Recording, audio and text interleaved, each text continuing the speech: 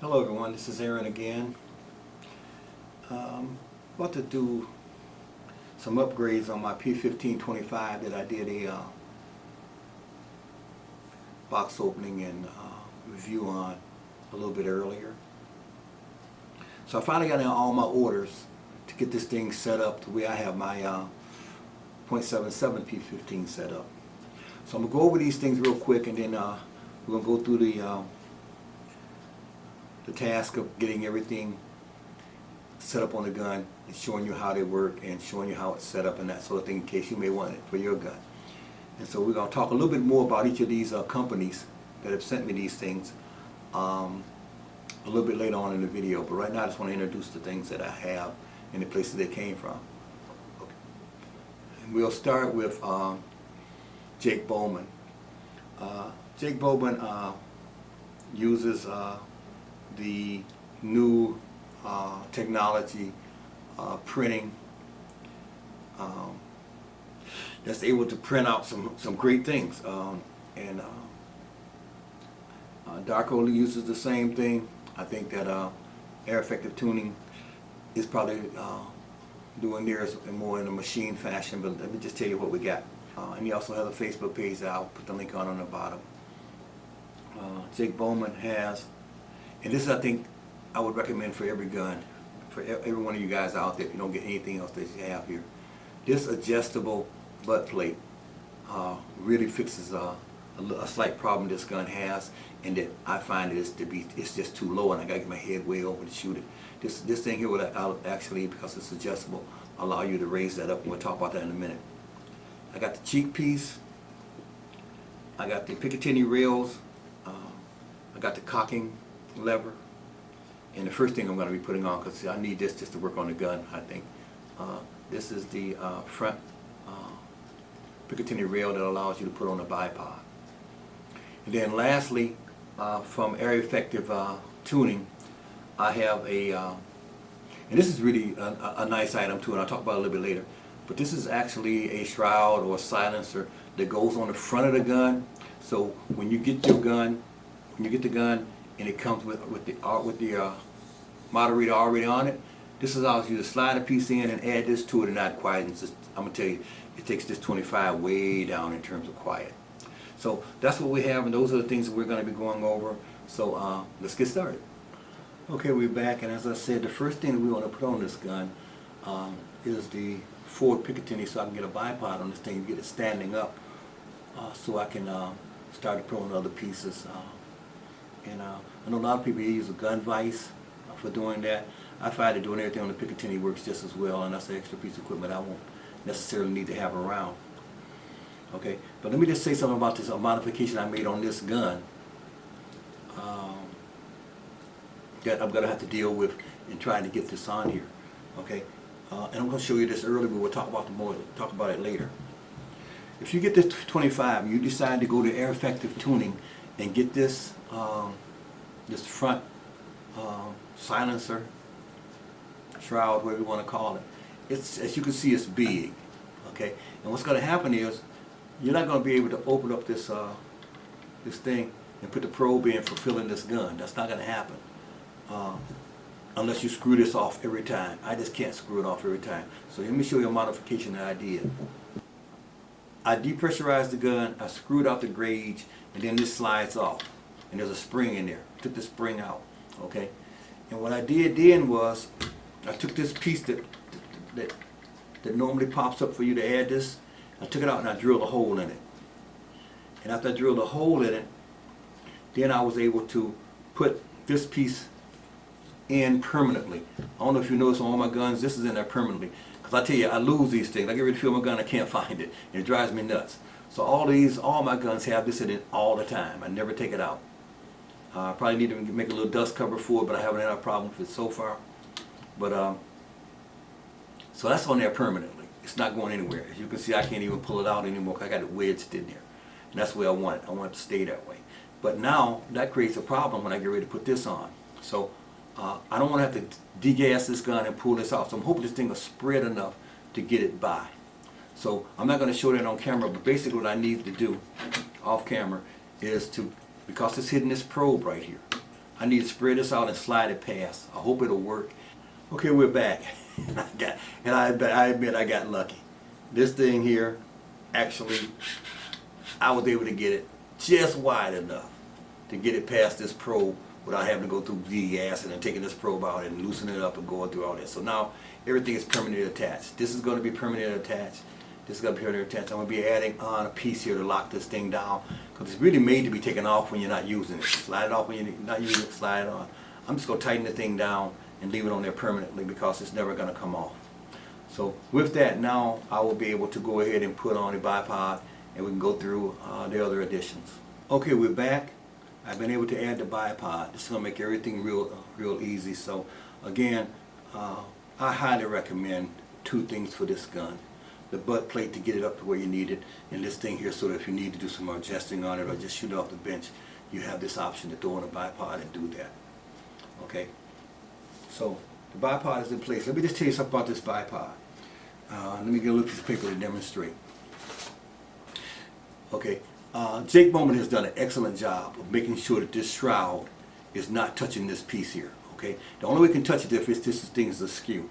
Okay, if this thing is touching the barrel, it's going to throw off your aim. So make sure that when you put this on, that's why I put it on permanently. I don't put it on, I get it all adjusted, I tighten it down, it's on there forever. You should be able to take a card, business card or anything like that, not a credit card, it's too thick. You should be able to slide it down in both sides of this. And I notice over here I can't get it in. Okay, the fact I can't get it in means that's touching the shroud. If it's touching the shroud, it's probably pushing it just that tiny little bit to throw it off. So make sure you put a card in both sides of that before you tighten it down so it's not touching, because it's not touching on the bottom. Jake has made sure of that. Okay, so with that addition, let's walk through the rest of Jake's additions. Okay, the first thing we're going to add is the P15s. Okay, and the P15s really they attach right here. They got two screws to hold them in place. I'm going to screw them on now. I'm not going to do that on camera because you don't watch me what. Okay, we're back. We have three more items to attach to the gun, but you can see here now that I've already put on the Picatinny. There are 4 screws that you put in to tighten that on, so that I can add some other features to this gun. So the next thing, we have 3 other things we want to do. We want to put on the cocking lever. We want to put on the cheek piece, and we also want to put on the butt plate. And the butt plate takes a little time, but we'll walk through that. So I'll just do these next things very quickly. But here's how it goes, really quickly for you. The cheek piece, you take off the existing cheek piece. This cheek piece slides into place, and there's 2 screws here to hold it in place. I'll screw those in. Then I'll turn around and I'll show you how the cocking lever goes on. Okay, let's add the cocking lever. It's pretty simple. I've never had to glue these on. They go on pretty snug if you press them. You just basically put it in and you press it hard. And then that thing there, it's on there pretty good. I've not had any occasion of it coming off on my 177, so I really don't think I'm gonna have a problem here. And it just makes cocking the gun so much easier. Okay, I've zoomed in for this part because it gets a little complicated. But not so much complicated in that you do have to do a little work. Okay, this is a rubber piece here, and it is actually glued on with some very strong, what seems to be rubber cement. So what you gotta do is get to the top of this thing with a sharp object of some type and just get it started in there. And then once you get it in, I already started a little, you get it in, then you want to wedge this thing off. I'm showing this part because you really do need to get this off, and this is some good tough glue. Use this, okay? Alright, when that comes off, another thing you want to do is, you're going to see 2 little plugs on here that inserts it into the gun. You want to cut those flush because you're going to be reusing that to go on here as the new rubber piece. Okay, after you get it all adjusted, you're going to put this on as the new rubber piece. Okay, we're back, and we've removed the rubber part as you saw, and now we're ready to attach the butt plate. There's a piece of tape on here. You want to take this piece of black tape off, and inside the there you're going to find 2 screws, and these are going to be the 2 screws that are going to attach this to the back. And I think they're self-tapping screws that you won't need to drill a hole, but we'll see. So the next step you want to do is you want to take this off so you can access the 2 holes for the screw. Okay, we're back, and I found that these are not self-tapping screws. What I elected to do was hold this thing on as tight as I could, put the screw in, and screw it in as hard as I could to make an indentation for a drill. Okay, I've already made my little tap, so I know exactly what a hole is. So I can now drill into it. Okay, and put in the first screw. Then once I do that, I can put in the second, drill a hole for the second one relatively easy. Okay, after having drilled the holes in it, the next thing you want to do is to attach the sliding piece that allows you to make the adjustment up and down. And you want to reattach that, and there's a screw that goes into here that it has to attach to. Right now I'll just slide in and get it started, because we still need it to move up and down so we can attach the top screw and the bottom screw. Okay, we'll do that just now. Put it on there, put the top screw on, move it up, put the bottom screw on. We'll do that now off camera. Okay, we've adjusted it. We now put it on. What we need to do now is make this adjustment here to our shoulder to see exactly where we want this to set. So let's back the camera off and show you how that's done. Okay, to do this next part, what we want to do is just take a, this is a 4mm wrench, and just tighten it, snug it down just enough to where it'll barely slide. It's a little bit too tight. You want to get to where it barely slides so that it won't move too easily. Now what I can do, I can put this up to my shoulder, find out where it needs to be sitting in terms of where that thing falls right on my eye, and that seems to be pretty good. If it was lower, I'd be above, and if it was higher, I'd be above, and if it was lower, I'd be under. That comes right up to the eye. So that works for me. So now what I'll do is I'll tighten this down, because I now have it in the position that I want it in, and it's going to be there permanently, hopefully. So I tighten that down, not too stuck, because this is plastic. You can break it, don't over torque it. Alright? So with that now, we're ready to do this second part. That's where we got to carve these little knobs off here, because I want this to fit on there like that. I'm not going to glue it on, I'm probably going to tap it with a couple of screws just to get it on quickly. Okay, having cut away these 2 little pieces of the nodules that was back there that made it fit into the wood stock, it will now go perfectly on the back of here. So what I'm going to do is I'm going to just drill a couple of holes in, put a couple of real short, smaller screws I can, and just to hold that in place. And if I ever need to make an adjustment, I can always take those screws out, make my adjustment, and pop it back on. So let's do that next off camera and bring you back and show you what it looks like. Okay, what I've gone and done is drilled in 2 holes, 2 small holes, got a couple of tiny screws, and because I want to need these screws to sit flat in there, I've taken a larger drill and just went in just a short ways, just so that these things will countersink against that.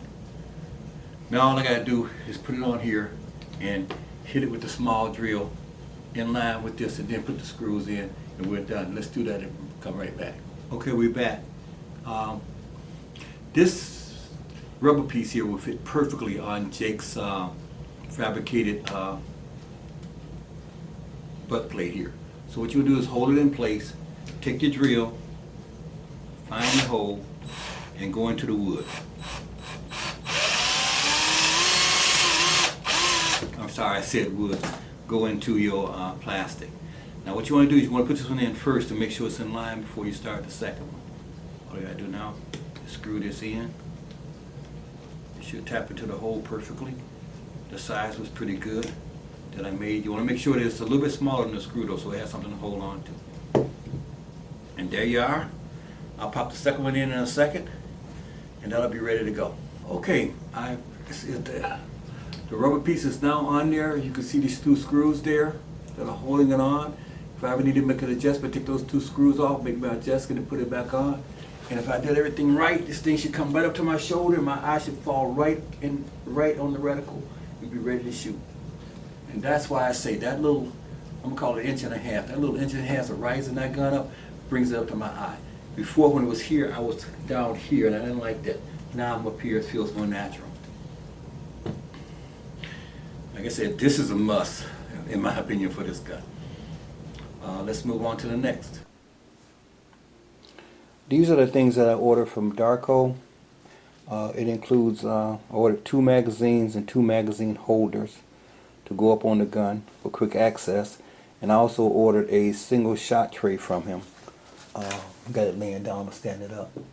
And a single shot tray from him. He, like I said, he makes a lot of other things. That's all I needed to trick this particular gun out of the things he makes. But he also makes a cheek piece for this gun. And you need to go on his website again and just see all of the things he does for all of the guns. But let me go ahead and show you how to add those. I've taken the gun off the table to show you something about Darko's magazine that makes me love them so much in the field. Okay, this is a magazine that comes with the gun. In order to load it, you have to turn this, twist this all the way around and up to here. Then you have to drop a magazine, drop a load in from here. Then from there, and it always falls out if you don't make sure that when it's up you put the pressure spring on it. And then from there, you gotta take one, get it to line up till it drops in. And finally it drops in, then you get another one, and you go and you drop it into place. That one almost fell right into place. Fell into place. Then the next one almost fell into place. You always have to shake it to get it to fall into place. And it takes a while to load these. I usually load these at home. When these are gone, I put it in my pocket. I don't use it anymore. I'll go to Darko's. All you have to do with Darko's, watch how simple this is. Okay? Hope you can see it well. Turn it to the first one, drop it in, it falls right in the hole. Take it to the second one, drop it in, falls right in the hole. Go to the next one, drop it in, falls right in the hole. A little push every now and then if it doesn't fall directly in. A little push. A little push. I hope you're timing this because I'm not doing it fast, I'm just doing it for you. But I want you to see just how fast I was able to load that thing there and get it ready to go. We go again with this one. Drop it, falls into place, push. Drop it, falls into place, push. Drop it, falls into place, push. Drop it, fall into place, push. And this repetition all the way through. And I can load these things in the field in a matter of seconds. So if it's winter time and I'm pesting, and I got gloves on, I got to take out my 4 minutes to do this, I'd rather be loading these than trying to get the pellet to fall into here. So that's why I recommend this so much. It's just a fast loading system. So let's talk about how we attach them to the gun. Okay, now we're going to attach Darko's magazine holders. It's really, really simple. Now I'm going to tell you what I've done on my 177. I put a little epoxy glue in here because once these are on, I want them on. And as long as they're not covering the screws that attach it, you're not going to have a problem with that. Okay? So basically all you do is you put the bottom piece on. I want mine a little forward. And then you push and you hear a pop when you get them into place, when you get them in the right place. And it's locked in. But what can happen to the field is as you're going around and moving, you can bump this. And when you bump this, you can actually knock that off or even break off of this little piece. So once I put them on, I want them permanently on. The only thing is when you're putting them on, make sure you have enough room, at least 2 Picatinnies between them, in order to make sure that you got enough room to get your magazines in. Like I said, I want these forward, so I'm pushing it way forward to almost the end of the gun. You hear that snap, and they're into place, okay? And once in place, these will drop right down into place like that, and like that, and you're ready to go hunting. And when you need one, all you do is push that, pull up on this, and out she pops, and back in. And as I said, I keep these loaded at all times. Once I've shot out the ones that came with the gun, I'm not going to try to reload those in the field. I'm going to keep reloading these. Okay? So that's the magazine, and even if you want it, this also fits in there. This is a single shot tray. If you want to take the single shot tray, it would fit in there. You can take one of the magazines out and have that with you at all times too if you want. All right, let's move on to the last thing we need to do to trick this gun out. Okay, for this last part, I moved in really tight on the shroud itself, especially the front of the shroud. Okay, when you get this gun, those of you who already have it know this, and the rest of you guys, will when you get yours, is that it comes with a shroud already, okay? This shroud in here, I took them apart, and it looks to be the same as the shroud that they put in the 177. As you know, a 25 puts out much more air and much more, with that, much more sound than a 177 does in terms of air coming out. And so what you can do there with this is this. If you go back and watch my video, you know I bought a shroud from Air Effects that takes the place of this shroud, and it really quieted this gun down. I showed you that and that. And this one here, you don't want to buy that shroud.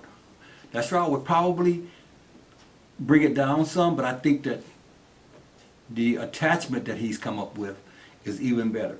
So basically, when you get your gun, you're going to keep the shroud that comes with it. You're going to screw the nose off that shroud. And you're going to screw on his adapter. Once you screw this adapter, I'm not going to screw it out and screw it back in because it really is in there tight. I don't want to take it back out. When you screw this into place, it's going to allow you to then put on this part of the shroud, which really quiets it down. So, and this thing here screws. We got to go on right, yep. This thing here screws right into place. I'm going to zoom out a little bit right after I get this in place so you can see it a little bit better. I got it zoomed in a little bit too tight, I think, here. Okay, so let me see, maybe I can do it right from there. We'll try. Yes. Okay, so as you can see here, this thing here just added. This is a natural shroud that came with it. Now you add this to it, quiet. Deadly quiet. So when you go to make your order, make sure you differentiate between, I call it a bulbous nose. The bulbous nose that goes on here, as opposed to getting the actual shroud that replaces this that I have on the 177, and I think you'll be a lot happier with it. Okay, so again, you can see down here at the bottom of the screen the contact information for our Air-Effective Tuning, and go on their site and see, you know, if you're a 177, you want to go with this, maybe even 22 with this replacement. But if you're going with the 25, you definitely want to go with this. It's got to quiet it right down for you. So let's zoom out and close this thing out. Well, okay, she's all done. As you notice, I painted the stock. I didn't bring that up earlier, but I just love. Look at the open box, and then come back and look at this, and just tell me. Give me your opinion. Does it look better come out of the box, or does it look better in all black? I just think the all black just definitely says something about the gun and to the gun in terms of that. Just does it for me. I love the black. But anyway, these are some great pieces. I'm ready to now go out and do some testing with this thing very quietly because of the Air-Effective Tuning shroud. Definitely going to love using these magazines in the field and being able to shoot very fast. I know I'm going to be able to acquire my target very quickly because of Jake's wonderful butt plate here and his other accessories that allow me to carry extra magazines, and also put a front Picatinny on it for a bipod, and of course being able to cock this thing much more quicker with the side piece. But let me just say this to you also. Okay, this thing is not really designed so much for these bottom three fingers to pull this back. That top finger that goes on a regular lever that you would do if this wasn't on there, it's gonna where you want to put most of your pressure. This bottom place is just to pull it out to here. When you get it there, pull it with this finger mainly. Because this thing here, the torque in there could break this if you pull very hard. If you're strong and you pull very hard, try and do it quickly. So make sure that when you cock it, you cock it with all the fingers coming back, but especially this top finger that's locked on this top part. Okay, may save you some difficulties down the road. I want to thank you guys again for tuning in. Hope to be doing some testing with this very soon. I want to throw in at the end of this video, because what I've done is, and then let's go close out. What I've done is I've gone ahead and I played with the hammer spring back here, and I got this thing shooting at the speed I wanted it shooting at. I played with the trigger. The trigger is now down to just under 1 pound. And I went outside and I shot another 8-shot group, 10-shot group, whatever this magazine holds. 8 shots, 6 shots, whatever. Anyway, take a look at that video, And I want to thank you guys for tuning in again. I want to thank you guys for subscribing. And I hope we're doing some more videos for you in the future. And for those of you who have went out and purchased this gun, I know a lot of you guys have, write me and tell me how it's going. Good and bad. I want to know. And if you know, and I want to report stuff, especially if there's anything bad with it. I want to be able to let people know these are the problems some people are having. So thanks again for tuning in, and let's keep it safe.